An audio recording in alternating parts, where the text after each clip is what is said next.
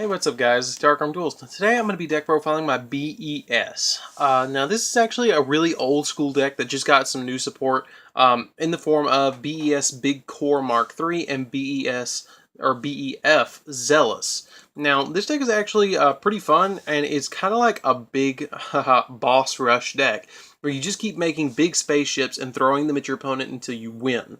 And they just replace themselves and all sorts of stuff like that. Now this deck is actually a lot of fun, and I've been playtesting it quite a lot recently, and it's a lot of fun. It really doesn't need an extra deck, but I kind of threw one together and the reason I'm deck profiling this deck now is because it really doesn't need links. It's a lot of fun, like I said, and let's get into it. So first off, we're going to play 3 of the new bad man himself, Big Core. Now Big Core is effect of, or Mark III. If your opponent controls a monster and I don't, I can special summon this card in defense position. Now, all B.E.S monsters have the effect of is that when it's normal summon, you put 3 counters on it, and every time it battles, you take a counter off of it. Now, that's the exception with Covered Core, because Covered Core lets us flip a coin, and if we call it right, then I don't have to remove counter, which is really nice. Also, with the effect of this, let's see. Once per turn, you can banish this card from your graveyard, shuffle all B.E.S monsters from your graveyard into your deck. So each one of these B.E.S monsters has an individual effect like that too. So that is the effect of Mark III. Basically, it special summons itself in defense position, and it gives itself 3 counters. Then we play 3 copies of Covered Core. You can put 2 counters on this card when it's normal summon, which is great, and this card is not destroyed as a result of battle. All of them have that effect as well, just about, which is really nice. And then also, at the end of the damage step, like I said, you flip a coin. If you call it right, then you don't have to remove a counter. If you call it wrong, then you remove a counter.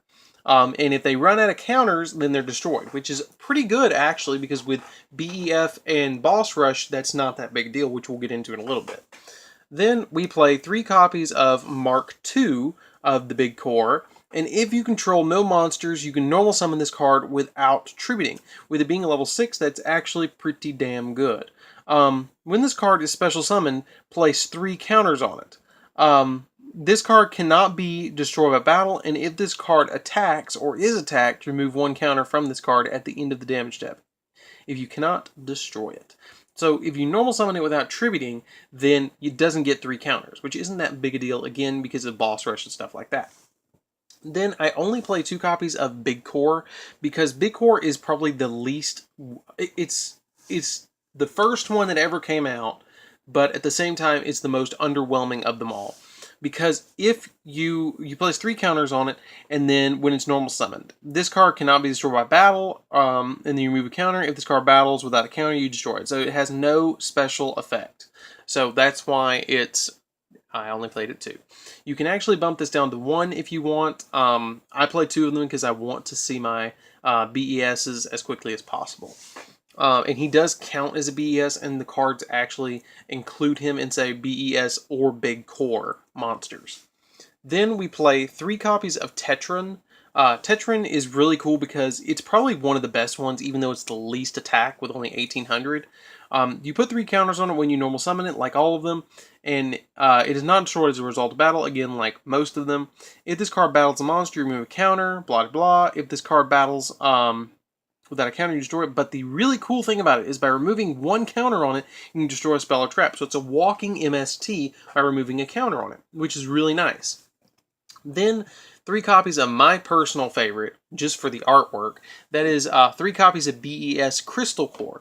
Crystal Core has the same basic effect as Tetron, but you can take a counter off of it, and you can change 1 face-up attack position monster your opponent controls to defense position, which is nice. Actually, it doesn't even take a counter to do that right there, which is nice. So it doesn't even require counters to do that.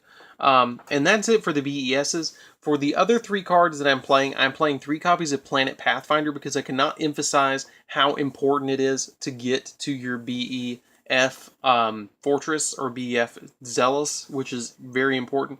So you can normal summon this card, and then if you have it on the field, you can contribute it to add a field spell from your deck to your hand. And it kind of goes with the theme, with it being the Little Mars Rover. Fun fact, Do you know the Mars rover actually sings itself happy birthday every year on its birthday? I know. Savannah told me that. Every time I see Planet Pathfinder, it reminds me of that. It sings itself happy birthday on its own birthday. So, let's go on. Let's go straight into the spells. Oh, and if you guys didn't know, this deck is actually based off of Gradius and the enemies that appear in Gradius. So then we play one copy of Upstart Goblin just for draw power, one copy of One Day Apiece, because with all these big boss monsters, it can get a little bricky, and that's something you're just going to have to deal with this deck. I have playtested and playtested and playtested with this deck, and it just does it. From time to time, you'll get a just busted ass hand. This deck can brick so bad sometimes. I mean, my build's not that bad compared to what I've seen. But it can. I've considered playing Magical Mallet in this deck just to kind of give myself a mulligan sometimes. But I ultimately decided not to and just added in Upstart and the One Day Apiece. And it really helped with when making this deck a 38 card deck with this. One remover or limited removal. What am I saying? This doubles the attack of all your B.E.S monsters and makes them humongous. It just makes them big as hell and lets them swing over just about anything in the deck or anything your opponent has. 2 Dark Holes because they benefit off of being destroyed with the Fortress, which we'll get into in a minute. 2 Twin Twisters because I hate back row and big boss rush decks. I just hate it. Hate Solemn Strikes, hate Bottomless Trap Holes, hate Solemn Warnings, hate them. Again, cannot emphasize how important how much it is to get into B.E.F. Zealous, and we're about to get into that card next, so we play 3 Terraformings until this shit gets limited, which it probably will, or semi-limited, then we'll play something like Set Rotation or something like that.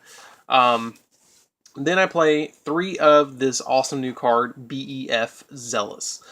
When this card is activated, you can add a Boss Rush from your deck to your hand, which is this. And that's it for the spells. So, when you activate, if you already know what this does, you can skip forward a little bit and then we'll get into the traps. But I want to really quickly read it because of how important it is to the deck, and then get into Boss Rush.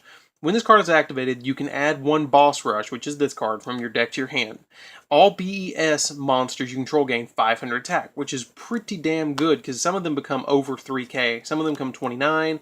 The lowest they get is 23 with this on the field. And then your opponent cannot target them with card effects, and they make them all like Beals, where they cannot be destroyed by battle, or they cannot be destroyed by card effects by your opponent, and they cannot be destroyed by your opponent's card effects, which makes them awesome. They can't be targeted or destroyed. And once per turn, you can special summon 1 B.E.S monster from your hand. If a B.E.S monster you control is normal summoned to your side of the field, you can place a counter on it.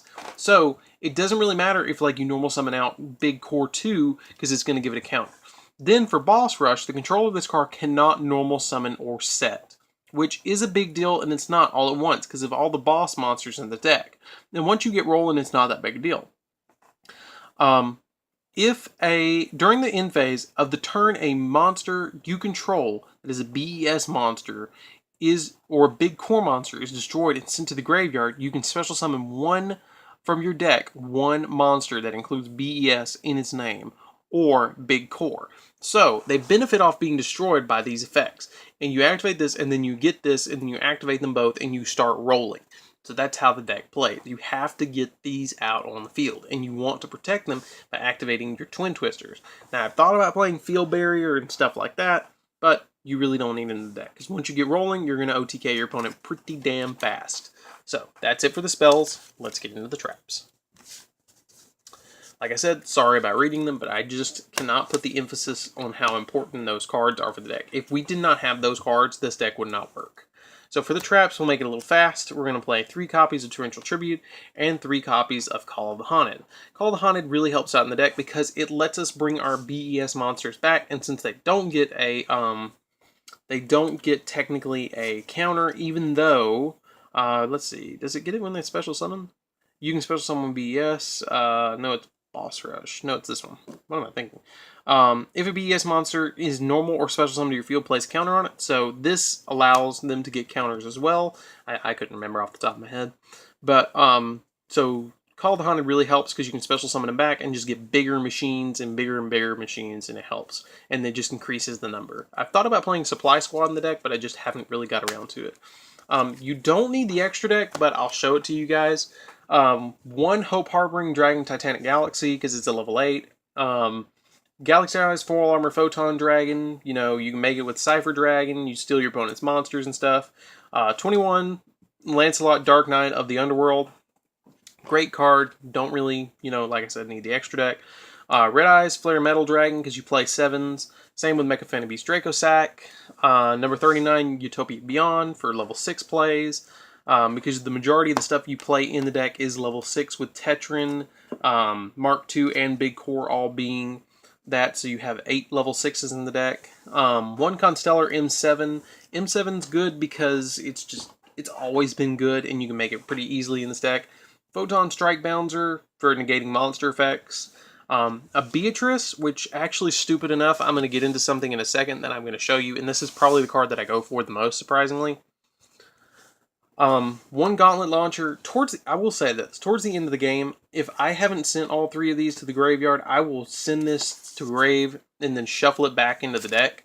And then after I shuffle it back into the deck, I will have a Beatrice on board, and then we'll get into why in a second.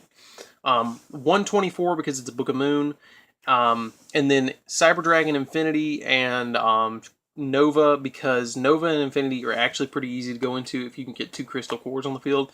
And then, stupidly enough, you can play Dante Pilgrim in the deck, because if I was reading Beatrice and I was like, whoa, wait a minute. I know BA players make it, but with Beatrice, if it dies by card effect or by battle, by your opponent's card effect or by battle, you can summon Dante Pilgrim. So that's why I play it in the extra deck. So anyways, guys, that is my B.E.S deck profile. I hope you guys enjoyed it. Sorry if it was a little long-winded with some of the card effects. Don't forget to like, comment, and subscribe for more. But I will catch you guys in the next video. Like I said, I really enjoyed taking this deck profile, and it will be really good during link formats if you can get past the bricks, because this is not as bad as Monarchs were with their Brick City, but it's good. I mean, it's a good deck. Don't get me wrong. But anyways, guys, don't forget to like, comment, and subscribe for more videos, and I will see you guys next time. See you around, guys.